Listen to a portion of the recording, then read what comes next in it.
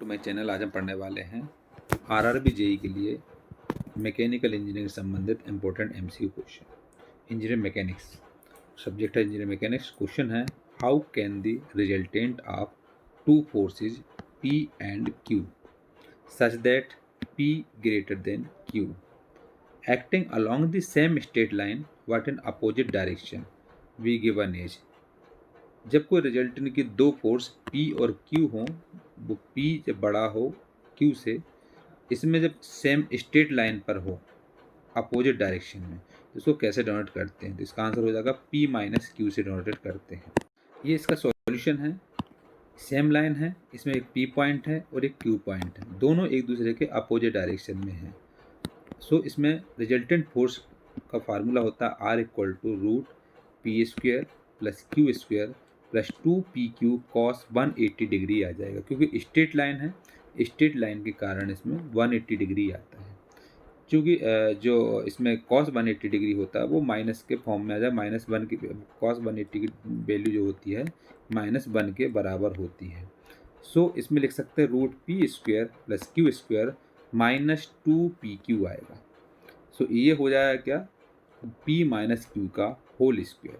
तो स्क्वायर से root cut जाएगा, क्या बचेगा P minus Q. So resultant force कितना आ जाएगा, P माइनस क्यू। इसका करेक्ट आंसर क्या हो जाएगा? करेक्ट आंसर हो जाएगा इसका P माइनस क्यू के बराबर। नेक्स्ट क्वेश्चन है 1 kgf पर centimetre square when converted in SI unit is. 1 kilogram foot पर सेंटीमीटर स्क्वायर जो कि कन्वर्ट करेंगे SI यूनिट में, क्या होगा? इसका आंसर है 0.0981 मेगा पास्कल के बराबर। सॉल्यूशन इसमें दिया गया, कैसे कन्वर्ट करेंगे? 1 kgf पर centimetre square equal to 1 into 9.81 into 10⁻⁴ होता है। इसको सॉल्व करेंगे तो आ जाएगा 0.0981 इंटू 10⁻⁶ पास्कल के बराबर। तो इसको लिख सकते हैं 0.0981 मेगा पास्कल। सो 1 kgf पर सेंटीमीटर स्क्वायर इक्वल टू होगा 0.0981 मेगा पास्कल के बराबर। नेक्स्ट क्वेश्चन है, two bodies of different masses MA and MB are dropped from two different heights A and B respectively. So the ratio of the time taken by the two to drop through these distances in vacuum will be।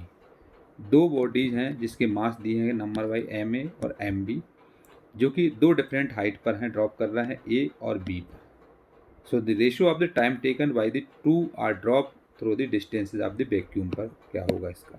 तो इसका answer है root A ratio root B। ये कैसे आया, इसको solve करेंगे। Solution में during falling of the bodies A equal to G, जो A है A इक्वल टू है G के बराबर। सो इसमें हो जाएगा V equal to U plus GT के बराबर। So for initial velocity U equal to होगा इनिशियल वेलोसिटी में 0 के बराबर। सो लिख सकते हैं V equal to GT। So चूँकि T डायरेक्टली प्रोपोर्शनल होता है V से, तो इसको लिख सकते हैं T proportional to root 2GH या प्रोपोर्शनल टू रूट H के बराबर। So bodies dropped from height A and B, so for masses MA and MB respectively TA upon TB equal to हो जाएगा रूट A अपॉन B। इसका answer क्या हो जाएगा? Root A upon B के बराबर। इसका करेक्ट आंसर हो जाएगा root A upon root B। इसका करेक्ट आंसर होगा। अगला क्वेश्चन है, two forces P and P root 2 act on a particle in directions inclined at an angle of 135 degree to each other. Find the magnitude of the resultant। दो forces हैं P and P root 2 जो कि कुछ direction पर 135 degree के angle पर ये particle पर एक्ट हो रहे हैं। सो इसका मैग्नीट्यूड ऑफ द रिजल्टेंट निकालना। तो इसका आंसर क्या है? P है। कैसे आया, इसको सॉल्व करेंगे। सॉल्यूशन है, चूँकि F1 इक्वल टू दिया है P और सेकंड फोर्स जो दिया है F2 equal to P root 2 दिया है, थीटा इक्वल टू है एंगल 135 डिग्री के एंगल के बराबर। तो F1 equal to P, F2 equal to P root 2 and theta equal to 135 degree. So resultant force R square equal to होगा F1 का square plus F2 का square plus 2F1 F2 cos theta के बराबर। तो ये हो जाएगा are square equal to जो F1 है वो है P, तो P की स्क्वायर प्लस F2 जो है वो है P√2 दिया है, तो इसका स्क्वायर करेंगे तो क्या हो जाएगा 2P का स्क्वायर हो जाएगा प्लस 2√2 P स्क्वायर हो जाएगा कॉस 135 डिग्री के बराबर। सो आर स्क्वायर इक्वल टू हो जाएगा P square plus 2P square minus इसको अगर हम सॉल्व करेंगे तो ये आ जाएगा -2P का स्क्वायर के बराबर, क्योंकि ये होगा 1/√2 और इससे √2 से √2 कैंसिल हो जाएगा, यहाँ 2P स्क्वायर हो जाएगा माइनस में, क्योंकि कॉस 135 दिया है तो माइनस आएगा, तो ये 2P से 2P स्क्वायर कैंसिल हो जाएगा प्लस माइनस का, तो यहाँ क्या बचेगा आर स्क्वायर इक्वल टू बचेगा P square. So resultant R equal to हो जाएगा P के बराबर। इसका रिजल्टेंट क्या होगा, रिजल्टेंट होगा इसमें P होगा, मैग्नीट्यूड ऑफ द रिजल्टेंट क्या होगा P के बराबर होगा। अगला क्वेश्चन है when to bodies of mass m and 2m are connected by light and extensible string and pass over smooth pulley with mass m on left side, then जब दो body जिसमें मास m and 2m दिए हों जो कि आपस में connected हों लाइट इन एक्सटेंसिव स्ट्रिंग में, हल्के इन एक्सटेंसिव स्ट्रिंग में कनेक्ट हैं और इसमें स्मूथली पास हो रहा है m जो कि लेफ्ट साइड से, क्या होगा इसका आंसर है tension in both sides of string will be equal. दोनों तरफ जो इसमें टेंशन है वो क्या होगा बराबर होगी। जब दो बॉडी में मास, एक में मास m दिया हो और एक 2m दिया हो, तो उसमें अगर हम कोई light in extensible string apply करते हैं तो इसका जो मास होगा m वो लेफ्ट साइड की तरफ और दोनों तरफ साइड जो होगा टेंशन वो इसमें हमेशा स्ट्रिंग में बराबर होगा। तो इसमें क्या हो जाएगा answer tension in both sides of strings will be equal. अगला क्वेश्चन है in rigid body mechanics equilibrium should satisfy with respect to.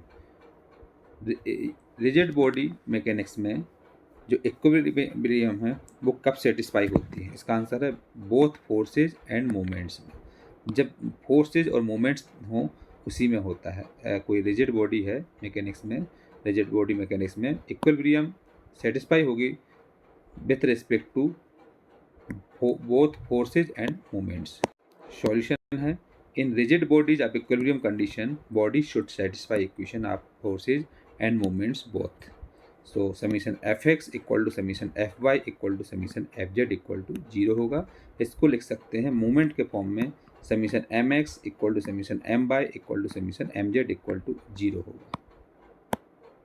Next है इसमें the theorem used for equilibrium of particle applied with 3 concurrent coplanar forces is. वो theorem कौन सा है जिसमें equilibrium particles में जब 3 कंकरेंट कोप्लेनर फोर्स अप्लाई हों, यह है लामीज थ्योरम। इसका आंसर हो जाएगा लामीज थ्योरम।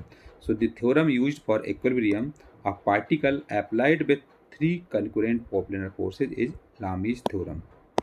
इसमें सॉल्यूशन में लामीज थ्योरम के बारे में बताया गया है। लामीज थ्योरम क्या होता है when 3 concurrent coplanar forces are acting and in equilibrium then each force is proportional to the sine of the angle between the other two forces. So mathematical में P upon sin alpha equal to Q upon sin beta equal to R upon sin gamma के बराबर।